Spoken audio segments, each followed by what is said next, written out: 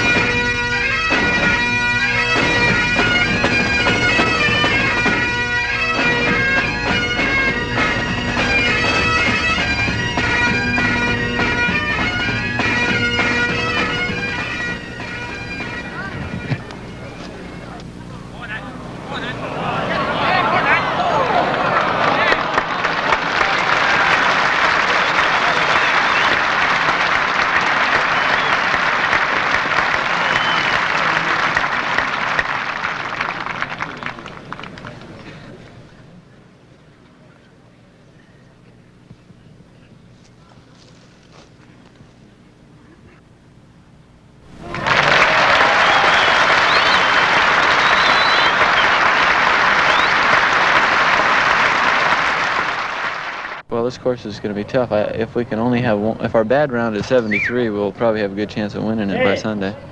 Because I think everybody's going to have a 73 or 4 if it keeps blowing.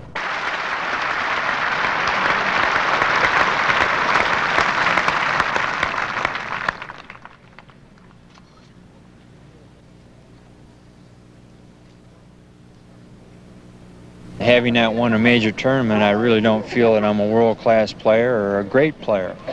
I think I'm a very good player, but I measure greatness in this game by people that win major tournaments. And there are so few players that do win major tournaments in their career, and during the eras that you do compete in, that it just separates you from the average, you know, guy that wins, you know, 3 or 4 or 5 in his career of those so-called other minor tournaments. That's the difference.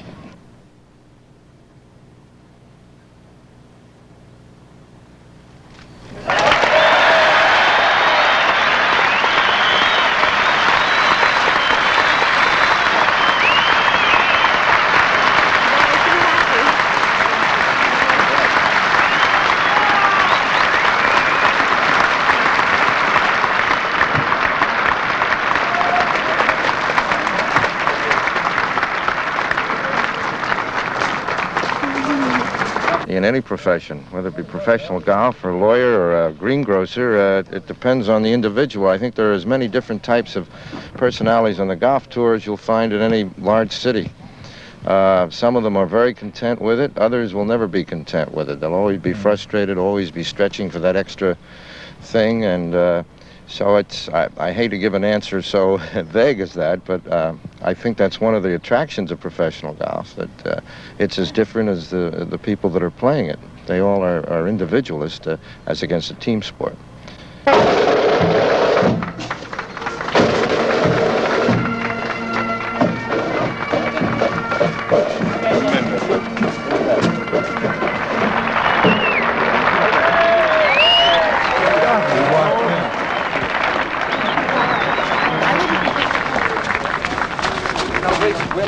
No, I'm told that ABC has the next interview and Mr. McKenzie can verify it. Well, Mr. McKenzie's laid the whole thing on. Mr. McKenzie. Keith, what next? We have Mr. Weisskopf. We have Mr. Weisskopf, that's correct. 2 minutes. No, just 2 minutes. 2 minutes.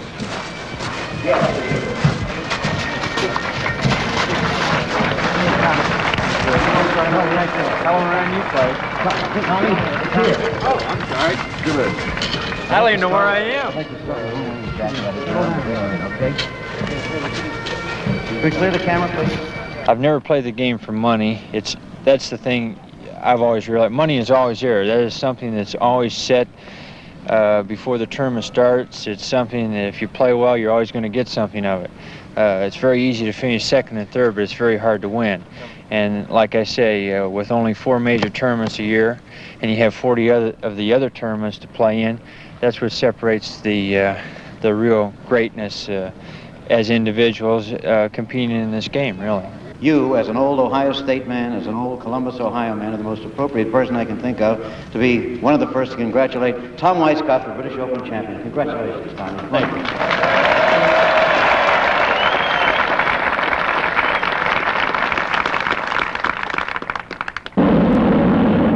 Ed Garner, you're a manager, one of the best known and best reputed of managers of professional golf players. Few people realize that there is a management end to professional golf. Exactly what do you do? I mean, what's your concern?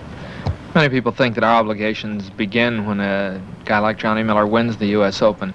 In reality, our responsibilities to Johnny began about 5 years ago when we signed him when he turned pro. Actually, when he won the Open, we don't go around and start twisting arms around the country to try and develop income. We've developed contracts that are functioning and that in and of themselves improve themselves because of his performance. So upon performance, all of Johnny's contracts improved automatically, and therefore they're worth what he's worth at that point. It would be a very unwholesome situation and very difficult for me to go around and start twisting everyone's arms at Sears and Ford and McGregor and all of the companies that we have excellent relationships with. So we just don't function that way.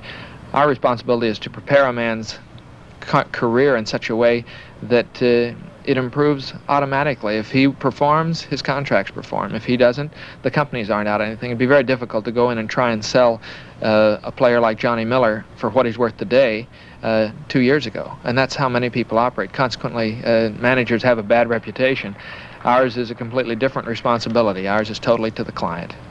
As long as he told me last night that you guys were on the course photographing, and he said you're staying behind the ropes and everything, just, you know, I'd hate for him to shoot a 76 and say, gee, I was so distracted. Oh, yeah, well, he didn't indicate to you that he was, did he? No, not particularly. Yeah. But you're not distracted when you shoot a 68. You shoot a 76. Yeah. Who's Johnny now? Distract, yeah. We're still on. Okay. John, have fun. Hey, Edward, I'll go slay the beast. Go slay the dragon. Okay. I'll go hug your sister. Okay. Bye-bye. How are you, Johnny? Oh, I'm fine. I'm a little up, but not too bad, I guess, considering the circumstances. Feel there's less pressure on you than on that other fellow in the yellow sweater? I imagine, you know, he hasn't won a major championship, and I just got finished winning one, so 2 would be cream on the top, so I'm just going to go play. Yeah. And if it, you know, you can't predict these things. If he shoots 66, that's pretty hard to beat him, but then again, maybe I'll shoot 75 and win, but, you know, so you just got to go play. Play smart. If I don't make any mental errors, I'll be happy. I find that all individual sports like track and field and golf, that the people are much more introspective, and that usually you will get a far more interesting interview from them because they are that type. Many of them are very gregarious and outgoing, of course, but they're out there alone in their profession, and that makes them something a little special. And I find most of them are rather philosophical, whether they know it or not, you know. Mm-hmm. You know, golf is like a drug. You know, it gets into your system. And I've been playing now for 20 years and have had ambitions that I've wanted to achieve. All right, I've won the major championships and some of them twice. But I don't know, it's in your system. You like to compete. And, you know, particularly the major championships. This is really, this I must say, is a little different to the average tournament that we do play. But I can't pinpoint it and tell you exactly what it is. It's a very hard thing to put it down. I'm not like Arnold Palmer or or Jack Nicklaus. They just really love to come out here and play, although it's always hard to speak for anybody else, but this is not my idea of real happiness. Although I must say this, that I am very, very grateful for what golf has done for me. There's a lot more expected from professional golfers today. When they go to a tournament, they have pro-ams responsibilities, they have responsibilities to manufacturers. Their time is no longer their own, and so consequently our responsibility is to make time for their family, make time for their personal life, and that's as important, we feel. In preparation for this tournament, for example, when Johnny won the Open, instead of a updated schedule, we cut back on his schedule so he'd be better prepared to play here, and we hope for the best.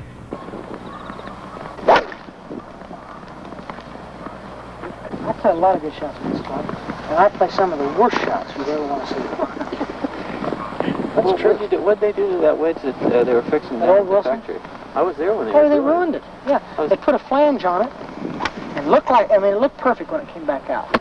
I couldn't hit my hat with it. Well, I have a close friend who owns a big chunk of the Bahamas, and his wife called me right after Miller won the Open, and he came running down the stairs screaming, "Barner won, Barner won." So there's a paternal something when one of your boys that you've taken care of and groomed and told when he was saying things wrong and told him when he was saying things right and surrounded him with the right people hits it big, you feel a sense of victory yourself. It's getting awful nasty out here. That's what you call good planning with my tea time. What Manny's gonna do for you? Yeah, good man. What's that? John? What's going on? Holy mackerel, I didn't even recognize that guy. Nice Congratulations. Well, pretty dapper there. You know Jim Mahoney, Sonny Miller. You know Ed Barner, don't you? Yeah, I did it. Congratulations, babe. You finished 600, not bad. Glenn, we were surprised to see you here. We've listened to you a lot and run into you in other places, but here in Troon in Scotland, Glenn Campbell is a thing that surprised us, basically. What are you doing here? Well, back about April, March, we were going to do a television special over here in London, and they wanted to do it in June or July, and I said, well, the British Open starts the 11th, I think, and if I could be through taping by that date, then I could run on up here and see my first British Open, and it'll be my first trip to Scotland, coming to see where my great-great-great-grandfather migrated from when he headed for the United States. You play a lot of golf yourself, isn't that right? Oh, I like to get in. In fact, I went out and played this morning over here at a golf links that they call it, and that's a tough links, I'll tell you. Yeah. And your name is linked with tournament golf in the United States. Yes, I have a tournament in Los Angeles. Right. Is that so? Right. The Glenn Campbell Los Angeles Open. I switched with Bing this year, so we could. So he'd have his first. Ironically, the first time I ever became familiar with the name of Johnny Miller was when he had the playoff with Nicklaus at the Crosby. And I saw him shank it. And I said, he's human, you know. But he did tie it, but Nicklaus beat him in the playoff. But I knew right then, though, that because he's got such a good swing, you know. He just sets it up down the left side and he turns it loose, and you don't get much trouble swinging like that. I got so much admiration for the golfers. I mean, they actually, they go out and try to beat each other on the course naturally, but they're nice guys and they treat each other respectively because they know that each have talent in their game, you know. And it's a tough game, I'll tell you. you can't give up for a minute. And I was listening to Lanny and Johnny Miller yesterday. In fact, this September, Johnny's going to take off for about a month, and I'm going to go up and we're going to take about 3 or 4 days of golf at Pebble Beach, if we can get it in. That would probably be the thrill of my lifetime, to go up and have a week's playing lessons from Johnny Miller. It has a way of eventually maturing a young person who takes the game up. It sometimes takes a little longer than we might think, but certainly there's no question about one thing. It does help make an individual grow up or mature and become a man, or more of a man, and I think certainly more aware of people around him. Well, I think I enjoy the game of golf, whether it's tournament play or just practice rounds or just out hitting balls by myself. The game of golf is, I have always felt, exciting. It's a challenge to play a golf shot the way you see it and to play one to the best of your ability. Some people have more ability than others. Some people can move the ball left to right, right to left, and that's what I strive for, is to be able to work the golf ball, not to just stand there and hit it, and what we call in the States ball beaters. And just batting relentlessly with his bulldog-like determination, hour after hour, against a little white ball, as these fellows will do. Do they have to turn anything off in order to do that? Well, I think they do. Those that are able to do it without causing themselves any psychic harm, obviously, are the most fortunate. Yes, you've got to have tremendous powers of concentration. And it's very interesting if you just off the top of your head go down the lane. Trevino is always talking, laughing. That's one way he gets rid of his thing. Some of them are very dour, very silent, very mask-like features. Everybody has a different way to relieve that tension and to keep their concentration. And those that are able to leave it after the round, I guess, are happier for it. Many can't, you know. So in a golfer, then, you see a happy man, basically. If he's winning, he's a happy man, yes. I think, generally speaking, though, if you want to go in generalities, most of them feel that they're very fortunate to be able to make their money in this kind of life, although it is very difficult at times. All you have to do is look at the boys that have to qualify every Monday on that tour, and if they don't make the cut, they're right in that car driving 600 miles to qualify for the next one. You shot a 154 today, right? I did, yes. For the past 2 days. And Not that's very 10 good. over par. It Do you is. think you have a chance of making the cut with that score? No, I don't think so, no. It looks as if 152 is going to qualify at the moment. 152. Yes. And you've played with Arnold Palmer the last 2 days. I have, yes. Doesn't make it very easy. No, it's a bit different than playing with Joe Soap down the road, you know? Right. You've been on the Ryder Cup team? I have, yes. For yes. the past, what? Well, for the past, in 1967. Right. For the past one time. And where was that held that year? In Houston, Texas. In fact, I played Arnold in the Ryder Cup match over there. And you are one of the regular competitors on the European circuit? I am, yes. Yes, I play every week, and I've played every week for the last 10 years. And so you're able to make a very good living playing over here. Have you ever played in America on a regular basis? Yes, after I got in the Ryder Cup team in '67, I went to the school at West Palm Beach. Right.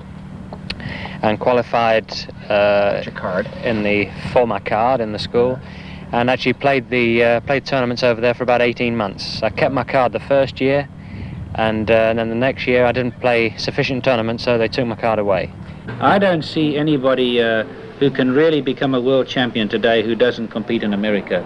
I think these fellows that are happy to compete in Britain and in other places and go along the tour that way, they got no chance of being world champions. It's a different way of life over here. I like travelling around in my own car, going back and seeing my parents and that at the weekend, and after the tournament, you know, maybe early for one day, and then you're off again. But I mean, you have to travel maybe 150 miles to the next tournament, whereas in the States, you know, you might leave Tucson and have to play at Doral in Miami the next week. And I mean, it's sort of 3-4 days in the car, or flying 2,500 miles, and it's a different life.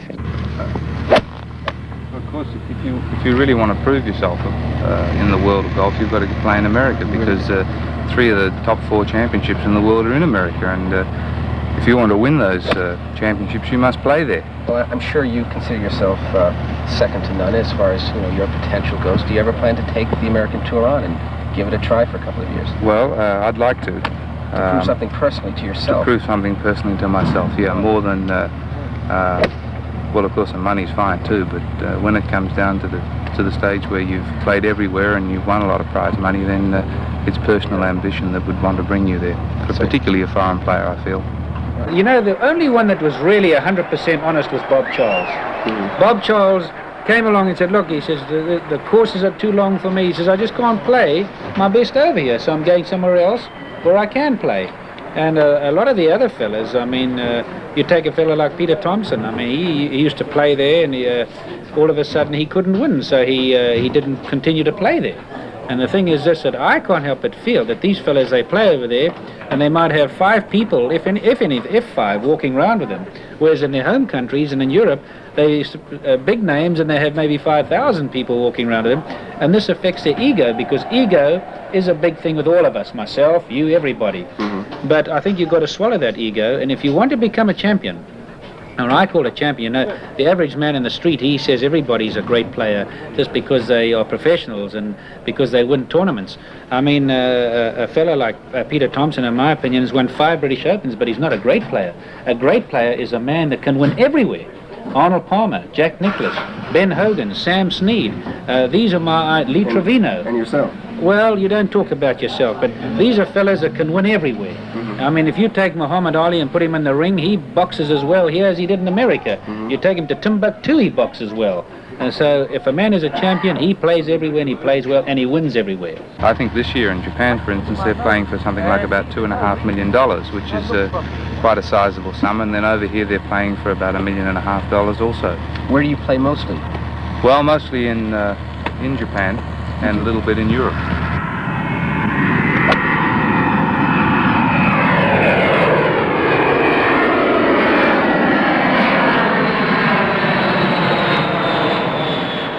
Byron Nelson won, 13 or 14 tournaments in a row, and his total career income is less than Johnny Miller's income last year. It's just the dollars are very different today. The companies are very sports-oriented.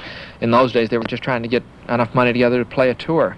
Big tournaments were $25,000 tournaments, not $25,000 first prize, but $25,000 total prize money. Sam Snead, with 127 tournament victories, has won less in his total career than Billy Casper did in 1968 when he won 7 tournaments. I mean, it's amazing. It's a whole different ball game, and just as the economy has changed, so has the world of professional golf. It's not that easy to make a lot of money out of golf. This money business is exaggerated. I mean, people forget about the taxes, the expenses. It cost me $1,000 a week on the American circuit.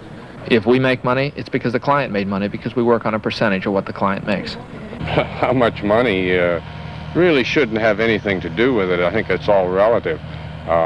Certainly the money has increased considerably over the last 20 years, and I can recall when I started, why it was too little money, to possibly now the feeling that it's too much money. But I still feel that that's somewhat of an exaggeration when you start talking about too much money for an individual to win.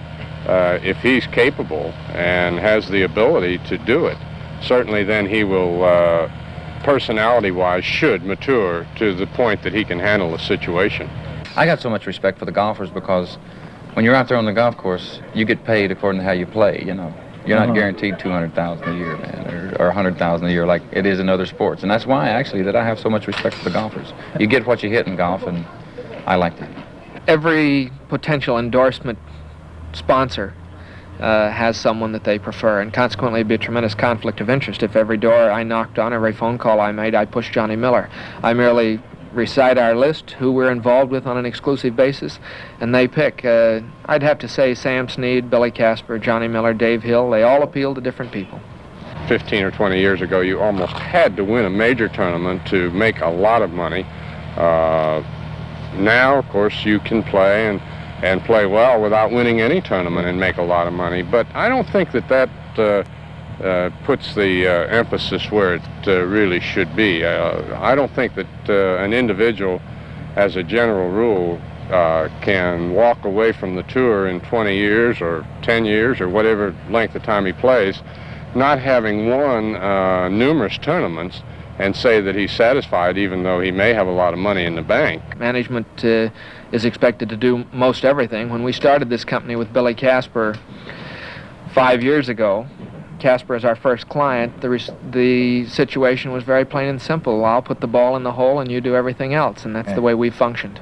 I don't think that people would be very successful, particularly young golfers, if they were primarily interested in the cash they're winning. I think that they're more deeply interested in winning golf tournaments.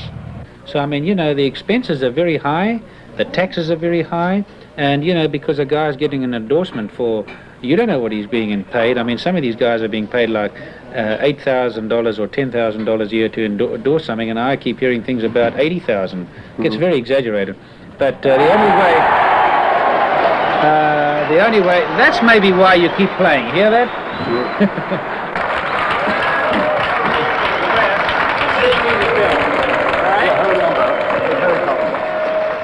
I have to be in London for some meetings on Sunday.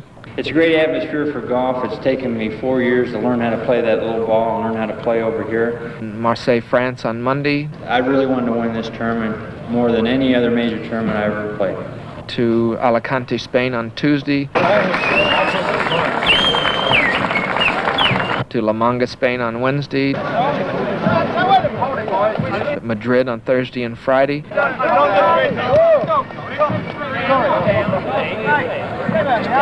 Rabat, Morocco, Saturday, Sunday, and Monday, and New York on Tuesday. This way. Look over this way. That's it. Down there, over here. Bob, watch you. It's on around here. This way. Give him a kiss with me. That's it.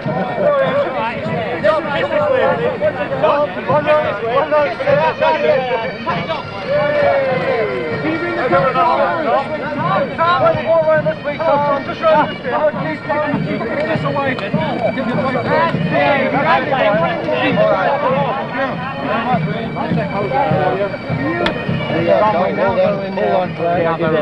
Congratulations, Miss White. Well, thanks. I sure didn't do a darn thing. Wonderful. We're going to see soccer.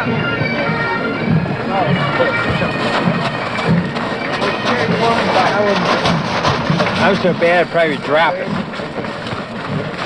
I'm having that engraved right away, so when you take it away, okay, you'll have your name on it. Straight into, Where are we going next? Into a press interview. Okay.